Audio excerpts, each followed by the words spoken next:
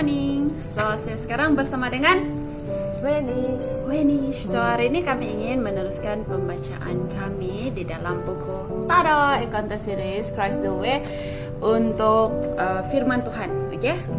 Jadi kita mulakan dengan doa. So let's pray. Ya Tuhan, Allah Bapa kami yang bertata dalam kerajaan syurga, terima kasih atas penjagaan Engkau malam tadi, dan pada saat ini kami kembali lagi untuk pembacaan firman Engkau. Biarlah setiap pembacaan yang kami lakukan ini menguatkan keimanan kami sehari-hari dan menjadikan diri kami lebih baik dari yang sebelum ini. Terima kasih Tuhan, ampunkan segala dosa pelanggaran kami. Semua ini saya serahkan dalam nama Tuhan Yesus Kristus yang telah menjadi juru selamat dan penebus kami semua. Amin. So, when? Matius 3 ayat 13 hingga 17.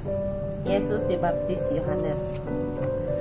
Maka datanglah Yesus dari Galilea ke Yordan kepada Yohanes untuk dibaptis olehnya. Tetapi Yohanes mencegah dia, katanya, "Akulah yang perlu dibaptis olehmu, dan engkau yang datang kepadaku." Lalu Yesus menjawab, katanya kepadanya, "Biarlah hal itu terjadi, karena demikianlah sepatutnya kita menggenapkan seluruh kehendak Allah." Dan Yohanes pun menurutinya. Sesudah dibaptis, Yesus segera keluar dari air, dan pada waktu itu juga langit terbuka, dan ia melihat Roh Allah seperti burung merpati turun ke atasnya. Lalu terdengarlah suara dari surga yang mengatakan, "Inilah anak aku yang kukasihi, kepadanya lah aku berkenan." Oke, seterusnya di dalam Markus 1 ayat 9 hingga 11, Yesus dibaptis oleh Yohanes. Oke, dia sama dengan apa yang Wenish baca jadi.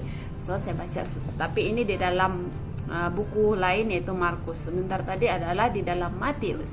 So, dalam Markus 1 ayat 9 hingga 11, Yesus dibaptis Yohanes.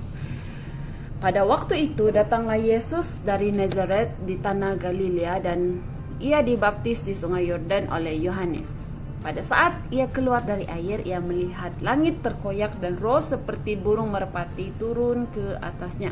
Lalu terdengarlah suara dari surga, "Engkaulah anakku yang kukasihi, kepadamulah aku berkenan." Lukas 3 ayat 21-22.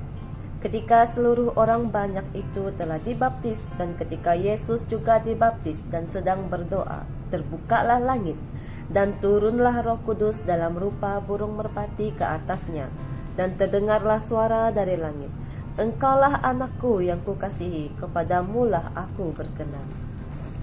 So sekarang kita beralih kepada buku Desire of Ages nomor 109 hingga 110, bab 11, Yesus dibaptiskan. So apa yang saya nampak di dalam buku ini adalah dia buat persamaan apa yang sudah ditulis di dalam Alkitab dengan apa yang telah tertulis di dalam buku Desire of Ages. So mari kita baca, adakah dia sama dengan apa yang telah ditulis di dalam Alkitab. So let's begin.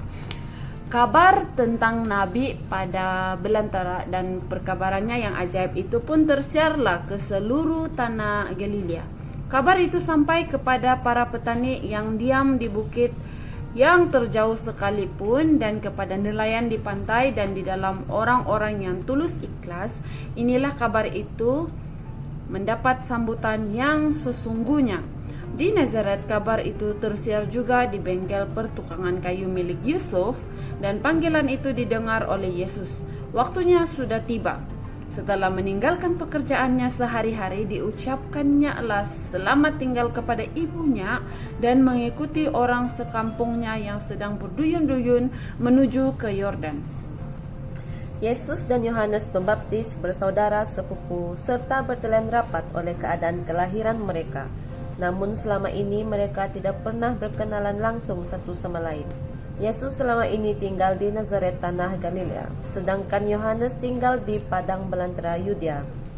Di tengah suasana tempat yang sangat berbeda, mereka itu telah hidup dalam kesunyian dan tidak mempunyai ruangan satu sama lain. Tuhan telah mengatur hal ini. Tidak mungkin ada tuduhan bahwa mereka telah berkomplot untuk saling menyokong pengakuan masing-masing. Yohanes mengetahui segala peristiwa yang telah menandai kelahiran Yesus. Ia telah mendengar kabar tentang kunjungan ke Yerusalem pada waktu ia masih kanak-kanak dan tentang apa yang telah terjadi di sekolah rabi-rabi. Diketahuinya tentang kehidupannya yang tidak berdosa itu serta percaya bahwa ialah Mesias. Tetapi tentang ini ia tidak mempunyai jaminan yang pasti. Kenyataan bahwa Yesus telah sekian tahun lamanya tinggal dalam kesunyian dan tidak memberikan tanda yang istimewa tentang pekerjaannya menimbulkan rasa bimbang tentang apakah mungkin ialah yang dijanjikan itu. Namun pembaptis itu menanti dengan percaya yakin bahwa pada waktu yang ditentukan Allah sendiri segala sesuatu akan dijelaskan. Sudah dinyatakan kepadanya bahwa Mesias itu akan meminta baptisan daripadanya dan bahwa tanda keilahiannya pun akan diberikan pada waktu itu. Maka dengan demikian ia akan mendapat memperkenalkan dia kepada khalayak ramai. Tak kala Yesus datang untuk dibaptiskan, Yohanes melihat dalam dia suatu kemurnian, tabiat yang sejak dahulu belum pernah dilihatnya dalam seorang manusia pun. Bahkan suasana hadiratnya pun kudus serta mengilhamkan rasa segan.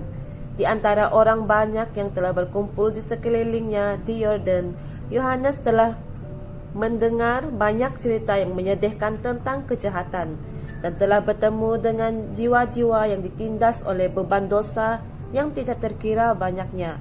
Akan tetapi belum pernah ia bertemu dengan seseorang yang daripadanya keluar suatu pengaruh yang begitu ilahi.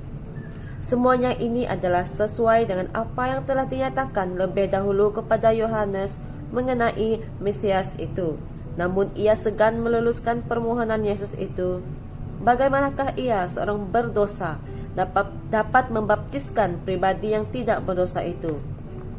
Dan mengapa ia yang tidak memerlukan pertobatan harus mentaati suatu upacara agama yang merupakan pengakuan dosa yang harus dibasuhkan? Habis sampai di sini saja untuk pembacaan kami untuk hari yang keberapa? 38. Oke, so jumpa lagi di pembacaan hari ke-39. So mari kita tutup kita punya pembacaan hari ini dengan closing prayer. So let's pray. Ya Tuhan Allah Bapa kami yang bertakhta dalam kerajaan surga, terima kasih Tuhan atas firman Engkau yang begitu indah sebentar tadi. Kami sudah mengetahui bahwa Engkaulah anak Tuhan, anak Allah yang diutus untuk menebus dosa kami di dunia ini Tuhan. Terima kasih Tuhan karena Engkau sudah memberikan firman Engkau untuk kami lebih percaya bahwa Engkaulah Yesus yang harus kami sembah, harus kami teladani sementara kami berada di dunia ini. Terima kasih Tuhan, ampunkan segala dosa pelanggaran kami, biar Engkau terus memberkati hari-hari kami seterusnya. Terima kasih Tuhan karena Engkau sudah mendengar dan menjawab doa ini. Semua ini saya serahkan dalam nama Tuhan Yesus Kristus dengan hati yang rendah dan iman yang percaya. Dalam nama Bapa saya telah berdoa. Amin. Bye bye. See you again. Bye.